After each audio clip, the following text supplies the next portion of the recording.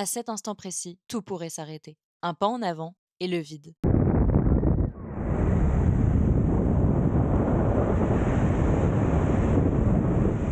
Le parachutisme est souvent perçu comme une prise de risque insensée. Mais si ce saut racontait autre chose sur notre rapport au risque, à la consommation et à nous-mêmes. Depuis les années 1980, les sports extrêmes connaissent une forte croissance. Ils sont de plus en plus médiatisés, visibles sur les réseaux sociaux et accessibles grâce aux évolutions technologiques. Ce qui était autrefois marginal devient culturellement valorisé. Le risque n'est plus seulement évité, il devient désirable. Selon celle-ci, Rose et Lay, dans une société actuelle toujours plus sécurisée, le risque ne disparaît pas. Il est déplacé vers des pratiques volontaires, encadrées et socialement acceptées, comme les sports extrêmes. Le parachutisme est l'un des sports extrêmes les plus emblématiques. Il combine chute libre, maîtrise technique et contrôle du matériel.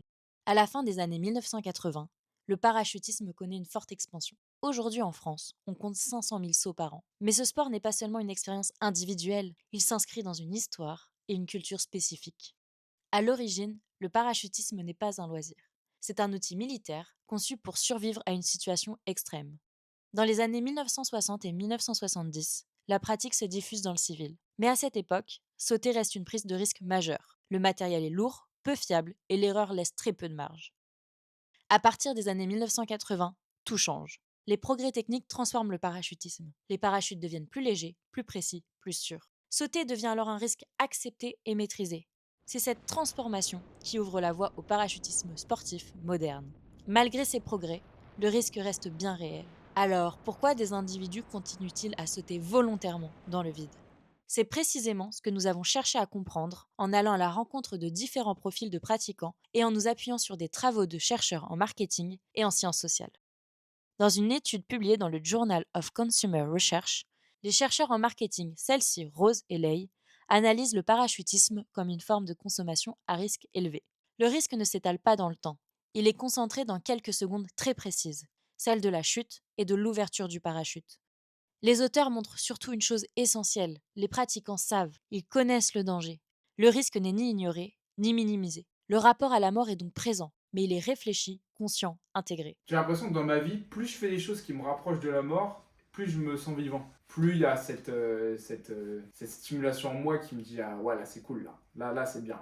L'un des apports majeurs de cette recherche est de montrer que la motivation à sauter n'est pas stable. Elle évolue avec l'expérience. Au début, le parachutisme est rarement une décision isolée. On commence souvent par influence sociale. Un ami, un proche, un cadeau. La motivation est alors dominée par la curiosité et la recherche de sensations. J'ai commencé assez tôt grâce à mon père, qui est moniteur de parachutisme et qui est aussi le directeur de la zone ici. Et avant ça, j'ai aussi fait de la soufflerie. J'ai commencé à 10 ans. La soufflerie, le tube qui produit de l'air, et ça va vraiment reproduire les sensations qu'on a ici en chute libre. Donc même avant de commencer le parachutisme, j'avais déjà les sensations en chute. D'être toujours sur les centres de parachutisme, quand j'étais gamin, j'étais sur les centres. Au lieu de dessiner des voitures, je dessinais des avions qui larguent les parachutistes. Donc j'ai toujours été là à regarder les voiles se poser. J'étais là, quand est-ce que je vais partir à mon tour.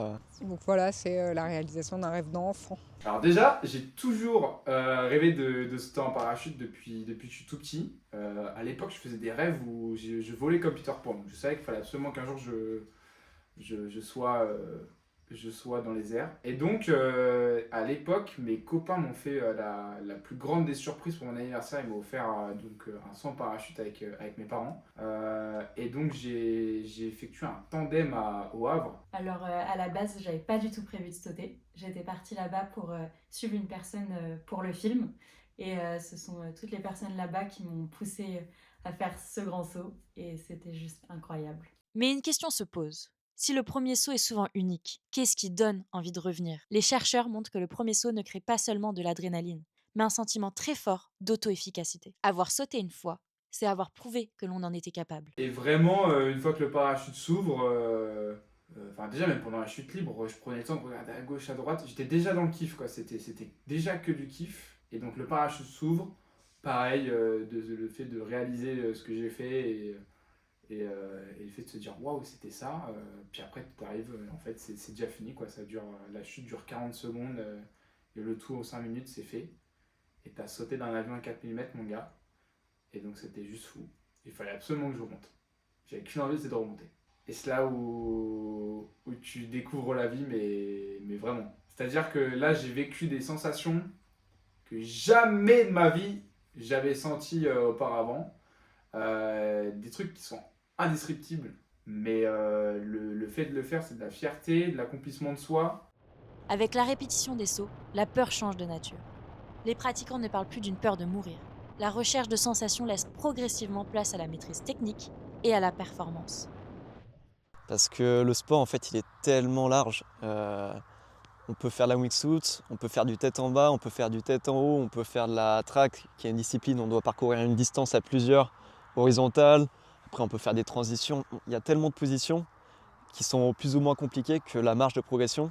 Des gars qui sont à 4000 sauts, ils ont toujours des formations à apprendre, quoi. Donc non, pour le coup, j'ai même pas encore fait 50% du sport. À ce stade, les chercheurs parlent de motivation transcendante. Le parachutisme devient une composante centrale de l'identité. Il ne s'agit plus seulement de faire, mais d'être.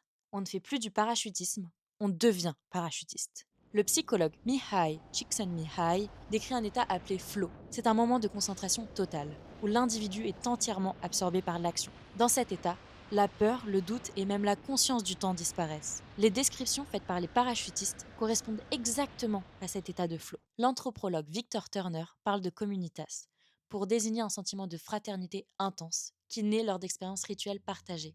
Dans le parachutisme, les statuts sociaux s'effacent. Ce qui compte, c'est l'expérience commune du saut. Je dirais c'est vraiment les moments qu'on passe ensemble à se débriefer, à l'apéro, à regarder nos vidéos.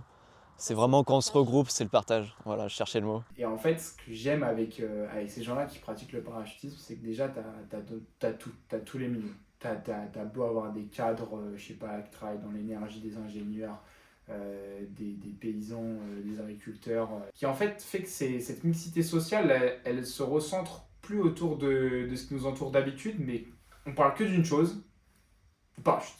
Cette identité se manifeste aussi par la consommation. Équipements, combinaisons, casques, caméras embarquées, ces objets ne sont pas de simples outils. Ils matérialisent l'appartenance à un groupe et renforcent l'engagement dans la pratique. T'as énormément de personnes qui créent un petit peu du coup leur personnage un peu de sautant. Donc par exemple, t'as la team pingouin, t'as des gens qui font du wingsuit. Donc tu sais avec les. Et voilà, donc, voilà, ça ressemble à des pingouins. Bah, du coup, en fait, ils se donnent un pseudo et à partir de là, bah, ils créent un compte Insta, ils se fait des stickers. Et puis bah, il en donne un peu partout. Et pour revenir à la question financière, effectivement, ça coûte très très cher. Bah, par exemple, du coup, le casque, ça peut être à 500 €. La tenue neuve, ça va à plus de 800 balles. T'as ouais, les gants, les lunettes, rien que les équipements digitaux, donc altimètre, altisson, à 300 € pièce. Plus après, bah, en fait, t'as la pratique du sport en lui-même, donc comme je disais, c'est 40 €. Le fait de sauter, juste le fait de sauter, tu payes ton adhésion à l'année à la fédération, donc comme n'importe quel sport, mais derrière, à chaque fois que tu pratiques ce sport, bah, tu payes donc, 40 €. Donc, voilà. Enfin, les chercheurs montrent que le risque ne disparaît jamais. Je me disais, on ne sait pas ce qui peut arriver, on ne connaît pas la personne derrière nous, on ne connaît pas le matériel, c'est pas nous qui gérons tout ça, c'est pas du tout notre univers. Et puis au tout début, on nous fait signer une décharge en mode s'il y a un problème, c'est pas leur souci. Mais avec l'expérience, ils changent de statut. Ce qui était perçu comme un danger exceptionnel devient une situation normale, intégrée à la pratique. Le risque est alors encadré par des règles strictes, des rituels précis et des vérifications systématiques. Ces routines transforment l'incertitude en contrôle. Le danger devient familier. Ce n'est plus la peur de mourir qui domine, mais la peur de mal faire. Oublier un geste, rater une procédure, perdre la maîtrise. Parce qu'en fait, le parachutisme, c'est un sport qui est hyper cadré, avec pas mal de règles. Et si tu les respectes, bah, tu crains pas grand-chose. Mais si tu fais les choses correctement, c'est quand même vraiment safe comme sport. Alors moi, je t'avoue que je saute de l'avion comme toi, tu montes dans ta voiture. Au début, c'était dur. Au début, psychologiquement, c'était dur parce que j'avais peur de mal faire, j'avais peur de rater. Aujourd'hui, j'ai plus jamais peur.